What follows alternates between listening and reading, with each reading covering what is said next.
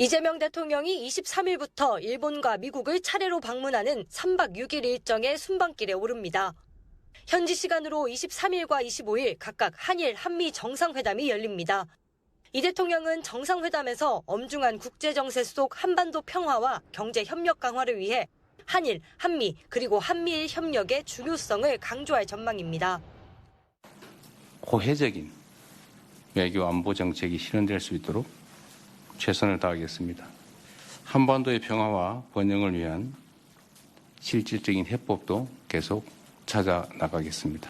방미 기간 이 대통령은 미국 필라델피아에 위치한 한화그룹의 조선소 필리 조선소도 방문합니다. 필리 조선소는 지난달 마무리됐던 한미 관세 협상에서 우리 측이 제시한 조선업 협력, 이른바 마스가 프로젝트의 상징이 되는 장소입니다. 대통령실 관계자는 마스가 프로젝트로 구현될 양국 경제 성장에 대한 이 대통령의 기대감을 보여주는 행보라고 설명했습니다. 이번 순방에서 이 대통령은 우리 동포들과 만나는 일정도 소화합니다. 이 대통령은 동포간담회를 방일과 방미에 각각 첫 일정으로 잡았습니다. 취임 후 첫 일본, 미국 순방에 촘촘한 일정을 마친 뒤 이 대통령은 28일 새벽 귀국할 전망입니다. KTV 최영은입니다. 지난 2022년 이후 3년 만에 한국을 찾은 빌 게이츠 게이츠재단 이사장. 용산 대통령실에서 이재명 대통령과 반갑게 악수를 나눕니다. 이 대통령은 본격적인 대화에 앞서 게이츠 이사장의 윈도우즈 개발로 세상을 보는 창이 넓어졌다며 그가 이뤄낸 소프트웨어 혁신을 높이 평가했습니다. 우리 빌 게이츠 이사장께서는 저도 매일 쓰는 윈도우스를 개발해서 온 세상 사람들이 창문을 통해서 세상을 볼 수 있게 됐습니다. 세상 사람들이 모두 창문을 가지게 됐어요. 이 대통령은 이어 게이츠 이사장이 백신이나 친환경 발전시설 등 인류를 위한 새로운 공공재 개발에 나선 점에 경의를 표하고 우리 정부도 함께할 방법이 있다면 최대한 찾아보겠다고 말했습니다.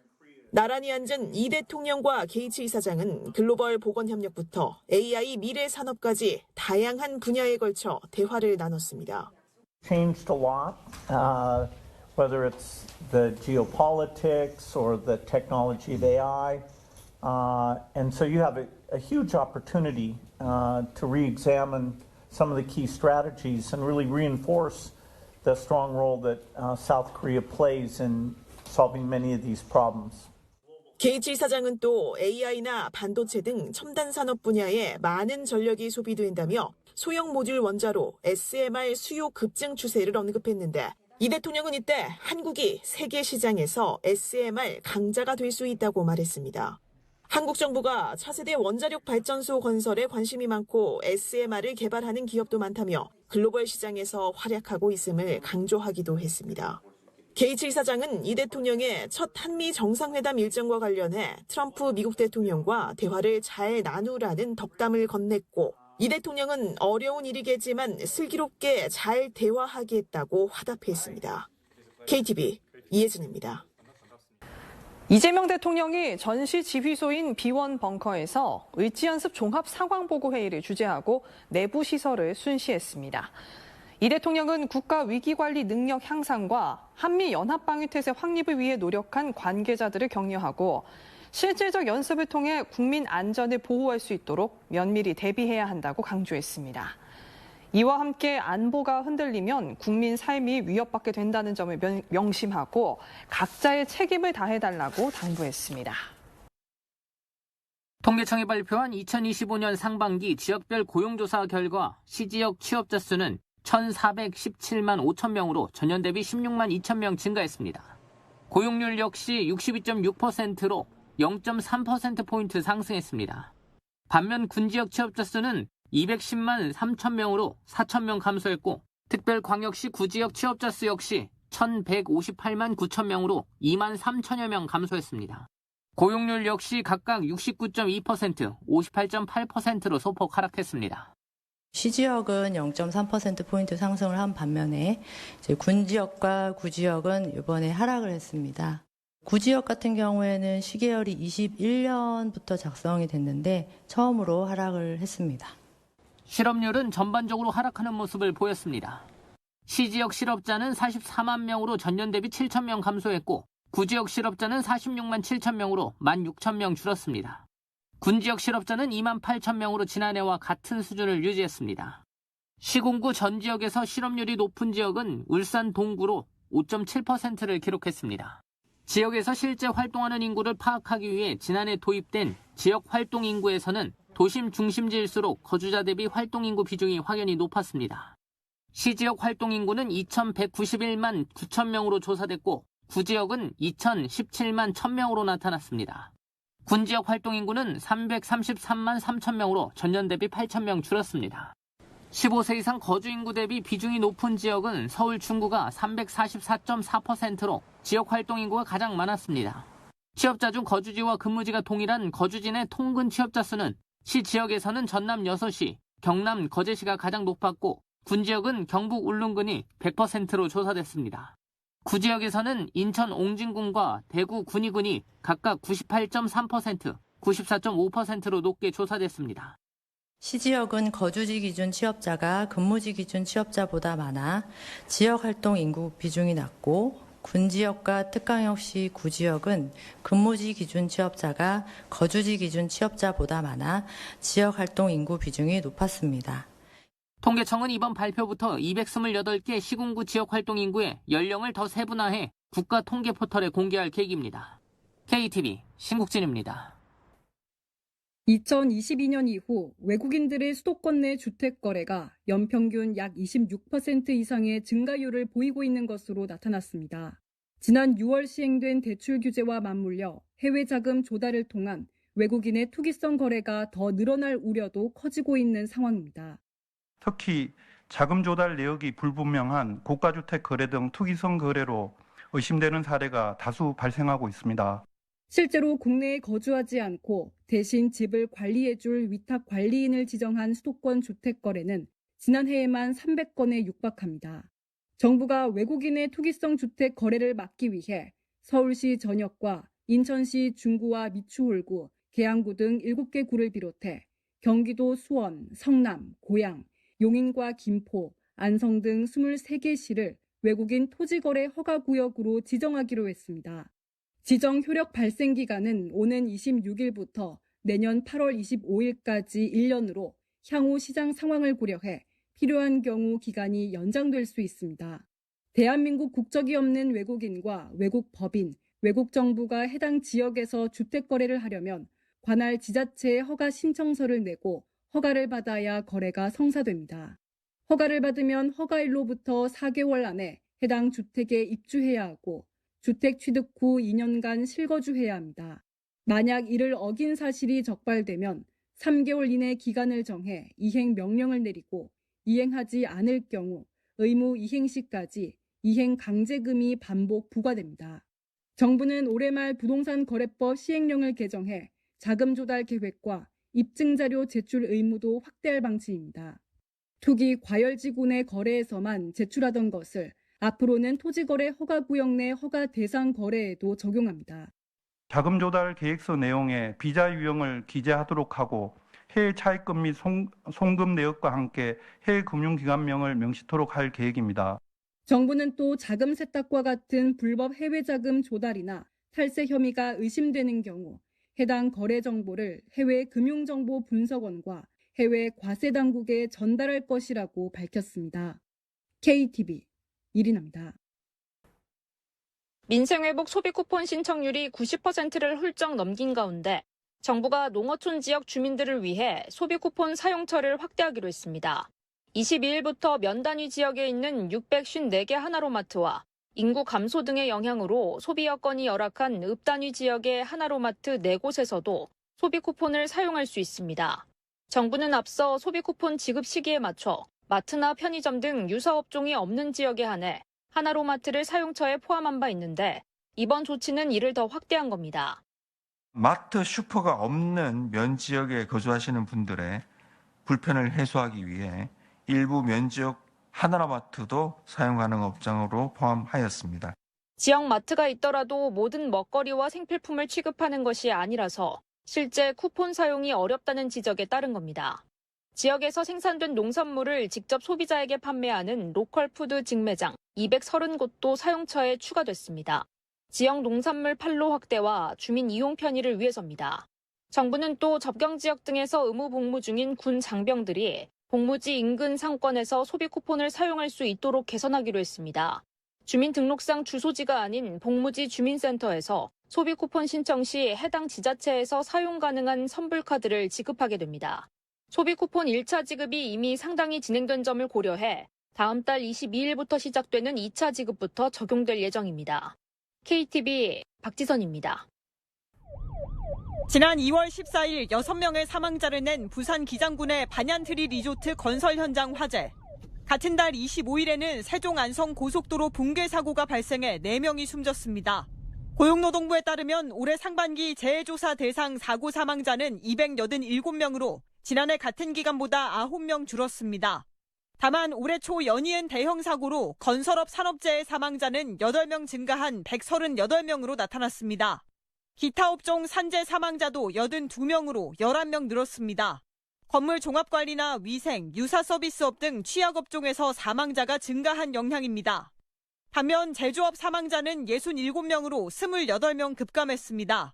지난해 경기도 화성에서 발생한 1차 전지 제조업체 아리셀 공장 화재로 인한 기저효과로 풀이됩니다. 당시 공장 화재로 모두 23명이 숨졌습니다. 사고 유형별로 보면 건설 현장에 집중된 떨어짐 사고가 129명으로 1년 전보다 20명 늘었습니다. 반면 제조업 설비에 의해 주로 발생하는 끼임 사고는 14명 감소한 27명으로 나타났습니다. 산재 사망은 영세 사업장을 중심으로 크게 늘었습니다. 규모별로는 상시 근로자 50인 미만 사업장의 사망자가 176명으로 21명 늘었습니다. 특히 5인 미만에서 17명 증가했습니다. 반면 50인 이상 대규모 사업장 사망자는 111명으로 30명 줄었습니다.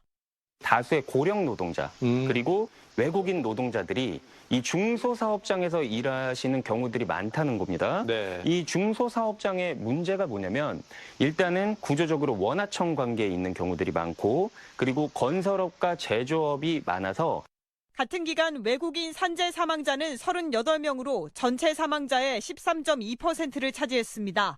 외국인 사망자의 비율은 매년 10% 수준을 맴돌았습니다. 정부는 사망사고 감축과 안전한 일터 조성을 위해 다음 달 노동안전 종합대책을 발표할 계획입니다. KTV 임보라입니다. 평범해 보이는 여행용 캐리어. 옷가지가 차곡차곡 담겨 있습니다. 그런데 옷 사이로 수상한 돈 봉투들이 나옵니다. 캐리어가 10개가 넘게 있었고 봉투에 바로 이제 돈만 넣으면 되게끔 준비를 해놓은 상황이었습니다. 거기다가 이제 돈만 넣어가지고 그걸 바로 들고 나갈 수 있게 미리 다 준비를 해놓은 거고요. 서울 본부세관은 1,300억 원 상당의 필리핀 도박 자금을 환치기해온 조직 10명을 붙잡아 검찰에 송치했습니다. 총책 A씨와 영업책은 지난 2022년부터 필리핀 카지노에 상주하면서 환치기 이용자 모집과 지급 대행을 맡았습니다. 운반책들은 국내에서 확보한 환치기 자금을 환전해 세관 신고 없이 총 519회 반출했습니다. 이번 사건은 일반적인 환치기와 달랐습니다. 환치기한 돈 대부분이 도박으로 탕진돼 국내로 회수될 여지 없는 일방향 자금 흐름 보였습니다. 조한진 서울세관 조사 2국장은 인천공항공사에 외화 은닉 수법을 공유하고 출국 여행자의 기탁 수화물 검색 강화를 요청했다고 밝혔습니다. 이어 환치기는 밀수입, 보이스피싱, 도박자금 등 불법 자금 이동 통로로 악용된다며 민생 범죄 자금 유출을 철저히 차단하겠다고 강조했습니다. 한편 이번 환치기 조직 이용자들에 대해서는 과태료가 부과됐습니다. KTV 조태영입니다. 2달 전 온라인에서 가방을 산 30대 여성 A씨. 알 수 없는 냄새가 진동해 반품을 요구했지만 상표 제거를 이유로 거절당했습니다. 소비자원에 알리고 나서야 겨우 환불받을 수 있었습니다. 가방을 여니까 냄새가 좀 많이 나더라고요. 반품을 하려고 했는데 그 탭을 떼서 반품을 안 된다라고 해서 반품을 안 했었거든요. 그리고 제가 폰폰에 신고를 했거든요. 그러니까 그때서야 환불을 해주더라고요. 또 다른 20대 이용자 B씨는 구매한 치마에 얼룩이 있어 반품하려 했지만 단순 변심이라며 배송비를 청구받았습니다. 최근 의류나 가방 등 패션 제품의 거래를 중개하거나 직접 판매하는 패션 플랫폼 사용자가 느는 가운데 관련 소비자 분쟁이 증가하고 있습니다. 3년간 소비자원에 접수된 주요 업체 피해 구제 신청은 1,650건으로 해마다 느는 추세입니다. 신청자는 20, 30대가 대다수였습니다. 업체는 에이블리 코퍼레이션이 560건으로 가장 많았고 무신사 478건, 카카오스타일이 415건 순이었습니다. 신청 이유 절반은 청약 철회였습니다. 특히 착용한 흔적이나 상표 제거 등을 이유로 반품을 거부당한 경우가 다수였습니다. 또 품질 불만으로 인한 건이 다음으로 많았습니다. 소비자원은 플랫폼 사업자에게 소비자 피해 예방에 적극 대응할 것을 권고했습니다. 또 업체들과 협력해 분쟁 해결 공동 지침을 새로 마련하기로 했습니다. 분쟁 발생 시에도 기관의 민원이 접수되기 전에 자율적으로 처리를 하도록 하는 등 더 적극적으로 대응을 하기로 했습니다. 또한 분쟁 사례와 관련된 가이드라인을 공동으로 제작해서 입점 사업자를 교육하거나 분쟁 해결 시 활용할 수 있도록 할 예정입니다. 구매자는 피해 예방을 위해 거래 전 조건을 꼼꼼히 확인해야 합니다. 결제는 현금보다 신용카드 사용이 좋고 결제 내역을 보관해두면 분쟁 시 증빙에 도움이 됩니다. KTV 최유경입니다. 유방암 적정성 평가는 모두 139개 의료기관을 대상으로 이뤄졌습니다. 지난 2003년 1월부터 12월까지 1년 동안 암 치료분으로 모두 2만 9천여 건을 평가했습니다. 전문 인력 구성 여부와 암 환자 대상 다학제 진료 비율, 암 확진 후 30일 이내 수술받은 환자 비율 등 모두 8개 평가 지표가 대상이었습니다. 평가 결과 전체 종합 점수는 88.13점이고 상급 종합병원은 93.75점, 종합병원은 88점으로 나왔습니다.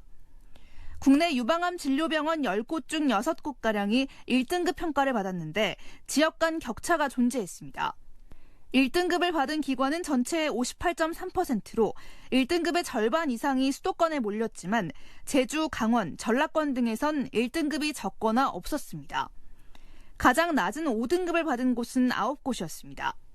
10곳 중 8곳이 전문의 등 유방암 관련 전문 인력을 갖추고 있었고 유방암 확진 후 30일 이내에 수술받은 환자의 비율은 78.3%였습니다. 간암 확진 후 한 달 안에 수술받은 환자의 비율은 90.4%로 유방암보다 높았습니다. 간암 수술에 따른 사망률은 1.09%, 수술 후 퇴원 30일 이내 재입원율은 1.99%였습니다. 심평원은 암 치료와 관련된 국민 필요를 반영해 개편한 2주기 암 적정성 평가를 2022년부터 진행해 왔습니다. 그간 1주기 암 평가는 수술 환자 중심이고 치료 과정 중심의 평가라서 수술이 어려운 전이암 환자 등은 평가되지 않았던 사각지대가 존재했습니다. 진료 성과와 연결되는 결과 지표를 신설하고 또 개선해서 성과 중심 평가로 전환했고 심사평가원은 이번 1차 평가 결과를 토대로 보완이 필요한 지표는 현장 의견을 수용해 보완할 계획입니다. 지역별 병원의 평가 결과는 심평원이나 병원평가 통합포털 홈페이지에서 확인할 수 있습니다. KTV 정유림입니다. 조선 동포 여러분, 일본은 포츠담 선언 조건을 완전히 접수하였습니다. 이 포츠담 선언은 일본의 무조건적 항복을 지적한 것이 옳습니다. 1945년 8월 15일 오전 일본의 항복을 알렸던 방송이 광화문 한복판에서 흘러나옵니다. 세종로에 모였던 사람들은 환호하고 얼싸안으며 광복의 기쁨을 나눴습니다. 광복의 순간을 시작으로 세계 속에 우뚝 선 오늘날의 대한민국에 이르기까지 역사 속 희로애락을 담은 전시가 광화문에 마련됐습니다.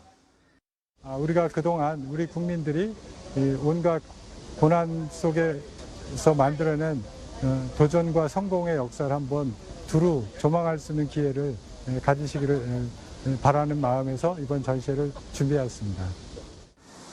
태극 문양을 닮은 구조물에는 기록물 160여 점이 전시됩니다. 이 광복 이후 80년의 역사를 상징하는 80개의 기둥에 역사의 장면들이 펼쳐지는데요. 이 길을 따라 걸으며 역사의 흐름을 곱씹을 수 있습니다. 특별전에는 한국전쟁 당시 피난민 인터뷰가 처음 공개됩니다. 전전일이나 일찍에 또 여기 있으면 저 가를 크고 여기 있으면 저 가를 크고 해서 여기 좀 왔는데 배도 고프고 뭐 돈도 떨어지고 뭐 밤잠을 자고 좀 매일 뭐 둘씩 서서 죽소. 피난민의 목소리로 전쟁의 참상을 확인할 수 있습니다. 6.25 전쟁과 5.18 민주화 운동, 경제성장 과정 등 역사의 페이지를 따라가면 한가운데 우뚝 솟은 LED 기둥과 마주합니다. 과거의 기억을 걸어온 현재의 우리가 미래의 대한민국에 남긴 희망의 메시지들이 기둥을 타고 올라 밝게 빛납니다. 빛으로 이어진 80년의 기록은 23일부터 이달 마지막 날까지 만나볼 수 있습니다. KTV 김찬규입니다. 조현 외교부 장관은 외교부에서 수기오노 인도네시아 외교장관과 한 인도네시아 외교장관 회담을 개최하고 고위급 교류와 실질 협력, 한반도 등 지역 및 국제 정세에 대해 의견을 나눴습니다. 양 장관은 포괄적 경제 동반자 협정 세파를 활용해 교역 및 투자가 더욱 증대될 수 있도록 적극 협력해 나가기로 했습니다. 조 장관은 한반도의 긴장 완화와 평화 구축을 위한 우리 정부의 노력을 설명하고 인도네시아의 긴밀한 협력과 지지를 당부했습니다.